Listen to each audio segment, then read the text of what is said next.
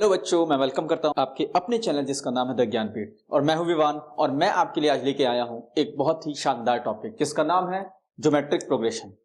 तो बच्चों आप तैयार हो जाइए, मैं भी तैयार हो जाता हूं, दोनों लोग रेडी हो जाते हैं। मैं आपको पढ़ाऊंगा और आपको पढ़ना है और अपने साथ कॉपी और पेन लेके बैठे रहिए और फिर मेरे साथ आप जो है कॉन्सेप्ट समझेंगे। फिर एक बार मैं क्वेश्चन लगवाऊंगा और आपका जितना भी जो भी डाउट्स रहेंगे वो सब वहां पे क्लियर हो जाएंगे। तो आज का जो हमारा टॉपिक है ज्योमेट्रिक प्रोग्रेशन, तो बाबू वो क्लास 11th का टॉपिक है। ठीक, मैंने मेंशन नहीं किया लेकिन मैं बता रहा हूं क्लास 11th का टॉपिक है। और क्लास 11 क्या कह सकते हो, ये मेंस में और आपका सीयूईटी में और एनडीए में इनका ये भरपूर यूज होने वाला है। ठीक है, तो इसको हम लोग एकदम एक्सट्रीम लेवल तक ले जाएंगे। स्टार्ट करेंगे बेसिक से और उसको ले जाएंगे एकदम एक्सट्रीम लेवल तक। ठीक है बच्चों, तो हम स्टार्ट करने जा रहे हैं आज का अपना टॉपिक। तो आप भी रेडी रहिए और मैं भी रेडी हो जाता हूं और स्टार्ट करते हैं हम लोग आज का टॉपिक जिसका नाम है ज्योमेट्रिक प्रोग्रेशन। अब बच्चों इसके बारे में थोड़ा सा एक डिटेल में आपको दूं तो क्या चीज देखिएगा कि sequence in which the ratio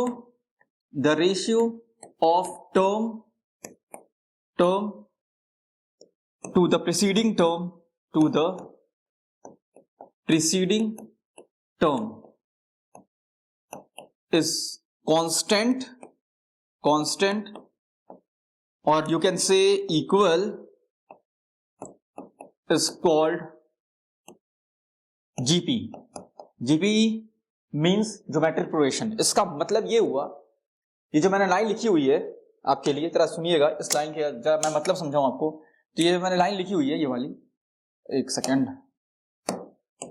तो ये जो मैंने लाइन लिखी हुई है ये वाली, इन लाइंस का मतलब मैं समझाता हूं आपको मैथमेटिकल टर्म्स में। क्या कि एक ऐसा सीक्वेंस नंबर का जिसमें टर्म और प्रीसीडिंग टर्म्स दोनों के बीच का जो रेशियो होना चाहिए वो आपका कांस्टेंट रहना चाहिए, मतलब इक्वल है। अगर मतलब मान लीजिए 2 है तो 2 ही रहना चाहिए हर दो टर्म का रेशियो। ठीक है, लेकिन ध्यान दीजिएगा टर्म और प्रीसीडिंग टर्म। ठीक, तो मेरी बात को जरा गौर कीजिएगा, क्या कि एक नंबर का सीक्वेंस जिसमें टर्म और प्रीसीडिंग टर्म्स का रेशियो आपस में क्या होना चाहिए बेटा, बराबर होना चाहिए।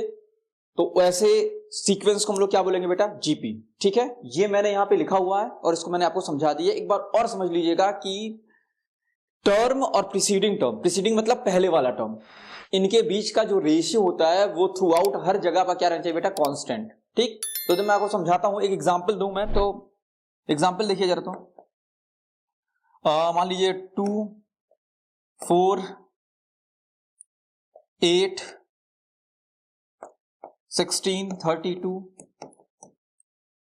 ठीक, और अब आप देखिएगा, इसमें गौर कीजिएगा, क्या ये टर्म है और ये प्रीसीडिंग टर्म है। तो 4/2 कितना आएगा बेटा, काटेंगे कितना आएगा बेटा, 2 आएगा।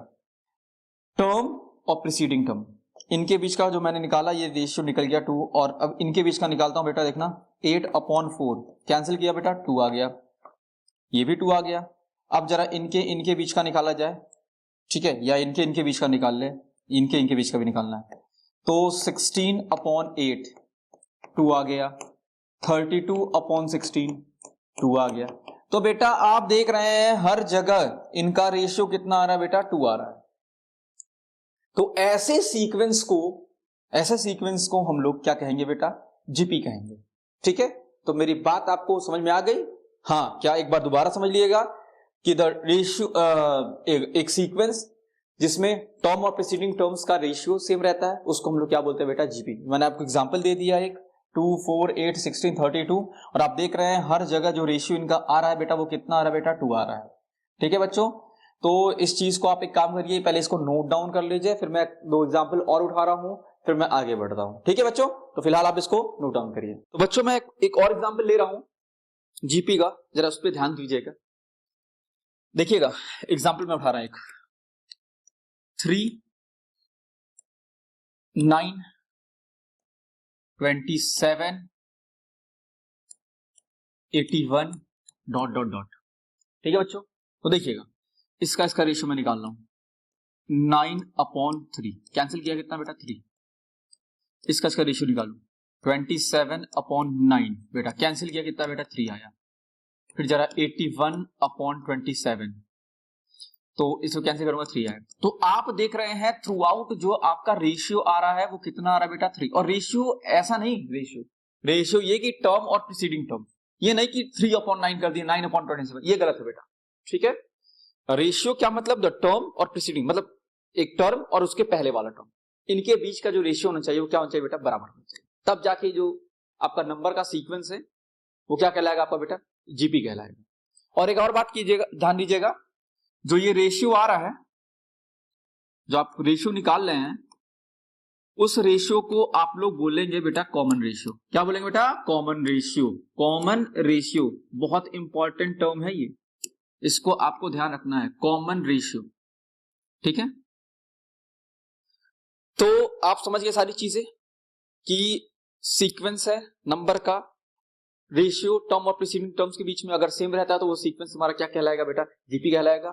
और एक और बात क्या कि उस रेशियो को हम लोग क्या बोलेंगे बेटा कॉमन रेशियो बोलेंगे। अब मैं एक चीज समझाता हूं आपको, ध्यान सुन लीजिएगा। क्या कि अगर मान लीजिए आपको फर्स्ट टर्म दिया हो, फर्स्ट टर्म दिया हो ए, और बेटा कॉमन रेशियो आपको दिया हुआ हो, कॉमन रेशियो ये बेटा दिया हो आपको आर।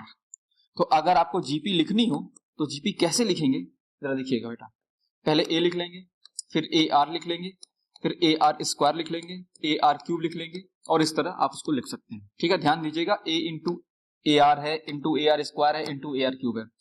ये तब आप अप्लाई करिएगा जब आपके पास फर्स्ट टर्म दिया होगा और कॉमन रेशियो दिया होगा। फर्स्ट टर्म ए दिया होगा, कॉमन रेशियो आर दिया होगा। तो अगर आपको जीपी लिखना होगा तो आप उस जीपी को इस तरीके से लिख सकते हैं।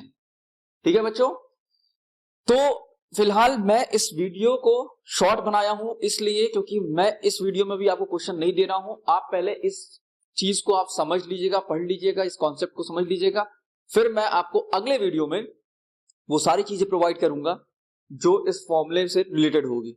जैसा कि जो फर्स्ट स्टेप है हमारा, जो पहला एक्सरसाइज है जो हमें सॉल्व करना है, जो पहला लेवल है हमें जो क्वेश्चन का उसको जो सॉल्व करना है, उसके लिए जो फॉर्मूला अप्लाई करना है वो मैं सारी चीजें आपको वहां समझाऊंगा। ठीक है बच्चों, तो आप मेरे साथ जुड़े रहिएगा, वीडियो को देखिएगा, अच्छा लगा होगा तो लाइक कीजिएगा, सब्सक्राइब कीजिएगा, शेयर कीजिएगा, और फिर हमारे साथ वीडियो में जुड़े रहिएगा जीपी वाले, क्योंकि जीपी में बहुत शानदार टॉपिक में लेके आने वाला हूं अगले वीडियो में। तो मिलते हैं हम आपसे अगले वीडियो में, तब तक के लिए have a great day, bye bye, take care.